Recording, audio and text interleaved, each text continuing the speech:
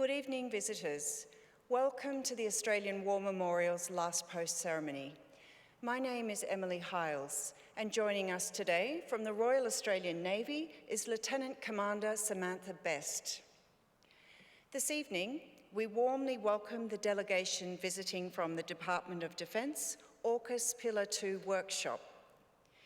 We welcome the veterans who have served, those that are still serving, and the families that love and support them. The live stream of this ceremony is made possible by the Returned and Services League of Australia and the RSL and Services Clubs Association. We welcome members who are watching the broadcast of this ceremony across Australia. During this evening's ceremony, wreaths will be laid at the base of the Pool of Reflection by visitors to the memorial, and students on behalf of Kerry Baptist College, visiting from Harrisdale, Western Australia, and students on behalf of Ithaca Creek State School, visiting from Barden, Queensland. If you're able, please stand and join in singing the national anthem.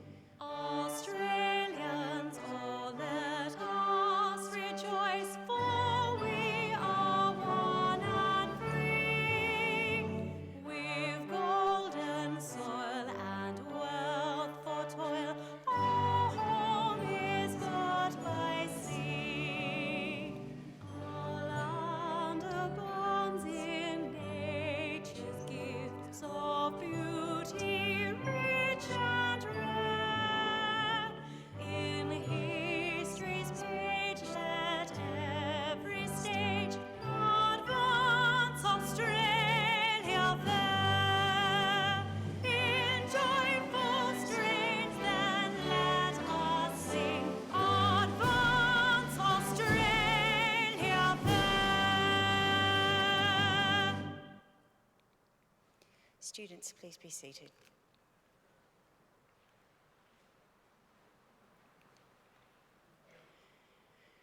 The Australian War Memorial was the vision of Charles Bean, Australia's First World War official historian. Bean landed with the Australian troops on Gallipoli and stayed with them at the front through to the end of the war. The idea of this national memorial and museum came to him at Pozières, France, in the depths of the bloody fighting of 1916. Bean's idea was that this would be a place where families and friends could mourn loved ones buried in faraway places. It would also be a place that could help all Australians understand what these men and women had endured and what they had done for us. Bean's vision, to which we remain true, is best expressed as inscribed in the entrance to the memorial's galleries. Here is their spirit, in the heart of the land they loved.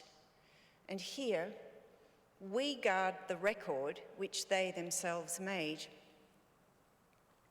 Tonight, we'll read the story behind just one of those on the Roll of Honour, which lists the names of more than 103,000 men and women who have given their lives for us in war and on operations for more than a century. But first, we present a lament. Flowers of the forest, wreaths and floral tributes will now be laid at the base of the Pool of Reflection.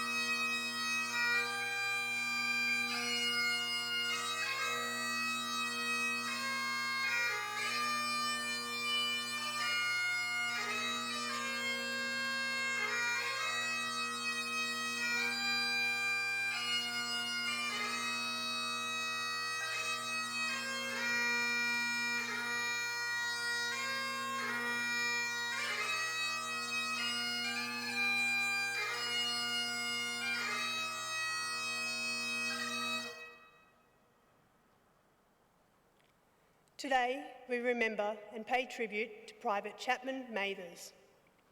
Chapman was born on the 2nd of November 1885 in Wreath, New South Wales. He was the third of 6 children born to David and Rosetta Mathers, who owned a small farm in Wreath along the Richmond River. Little is known of Chapman's early life. He attended Wreath Public School for his education and then became a farmer.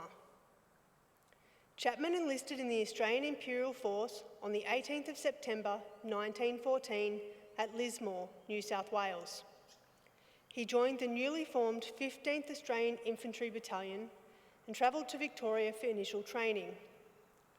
Along with the rest of the 15th Battalion, Chapman left Australia on the 22nd of December 1914, embarking from Melbourne in the troops' ship Ceramic. Private Mathers arrived in Egypt in early February 1915 and resumed training in camp outside of Cairo.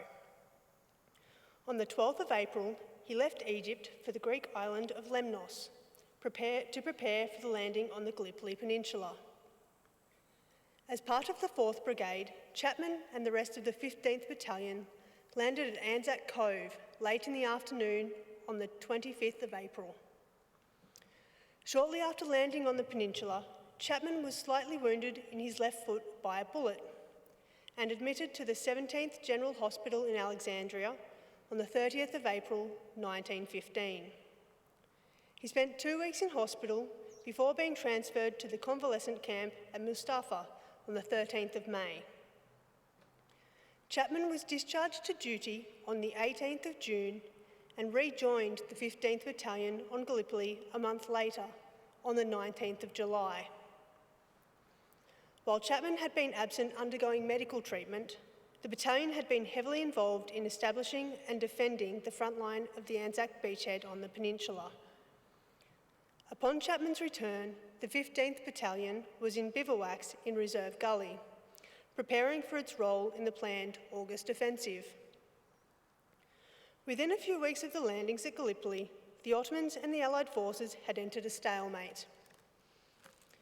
Eager to break through the Ottoman lines and resume the planned push towards Constantinople, the British planned to attack multiple positions along the peninsula. The 15th Battalion, as part of the 4th Brigade, was ordered to seize the high ground between Hill 971 and Chunuk Bair. 4 days before the scheduled attack on Hill 971, Chapman was reunited with his younger brother Tom, who had joined the 15th Battalion in March 1915 and arrived on Gallipoli on the 2nd of August. The brothers' reunion was to be short-lived. The battalion left its bivouac lines in Reserve Gully at around 10:20 p.m. on the 6th of August and moved in position for the start of the attack. Although the battalion successfully advanced on the morning of the 7th of August, by dawn it was still well short of its objective due to the difficult surrounding terrain. The brigade attempted to capture the summit of Hill 971 on the 8th of August, but was unsuccessful due to the Ottoman defences and the rough terrain. The attack was a disaster for the battalion, which sustained over 500 casualties across 3 days. Tom and Chapman survived the first charge on the 6th of August without a scratch. However, during the attempt to capture the summit on the 8th of August, the brothers were wounded by enemy fire. Tom was shot through the head, dying almost instantly where he fell. Chapman survived his wounding and was captured by the Ottomans. Chapman spent the next 18 months being transferred between prisoner of war camps in Turkey. As was common for prisoners of war, his health steadily declined during his imprisonment, and by February 1917, he was in hospital in Angora, suffering from typhus. Private Chapman Mathers died of disease while a prisoner of war on the 17th of February 1917. He was 31 years old. Chapman was originally buried at Angora. Fellow prisoners of war were not allowed to attend his burial, and his grave was left unmarked. In 1928, Base Records wrote to Chapman's father to to inform him that despite the best efforts of the Imperial War Graves Commission and the nature of the burials at Angora meant that it was impossible to identify his actual burial place. He is commemorated today at the Baghdad North Gate War Cemetery. His name is also listed on the Roll of Honour to my right, among almost 62,000 Australians who died while serving in the First World War. His photograph is displayed today beside the pool of reflection. This is but one of many stories of service and sacrifice told here at the Australian War Memorial. We now remember Private Chapman Mathers, who gave his life for us, for our freedoms, and in the hope of a better world.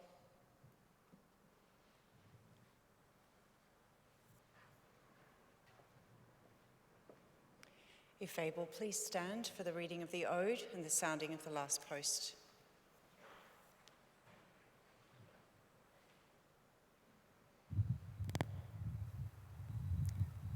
They shall grow not old, as we that are left grow old.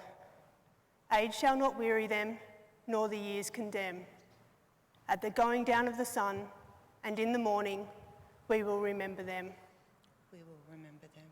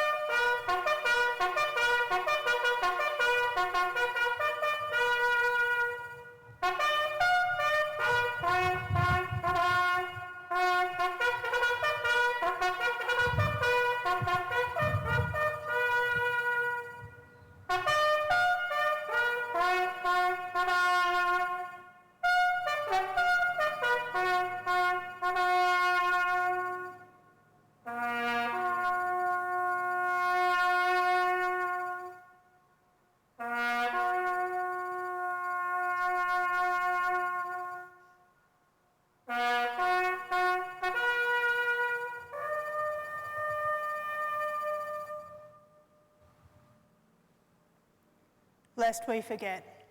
Lest we forget.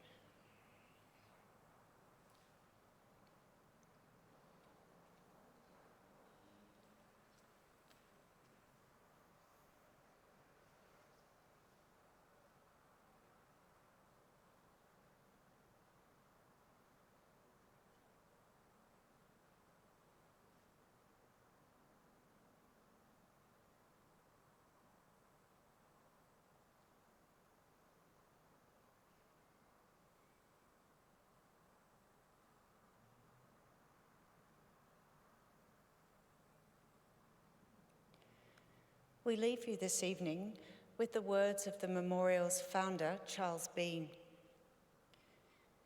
Many a man lying out there at Pozières or in the low scrub at Gallipoli, with his poor, tired senses barely working through the fever of his brain, has thought in his last moments, well, it's over. But in Australia, they will be proud of this. Ladies and gentlemen, that concludes the last post ceremony.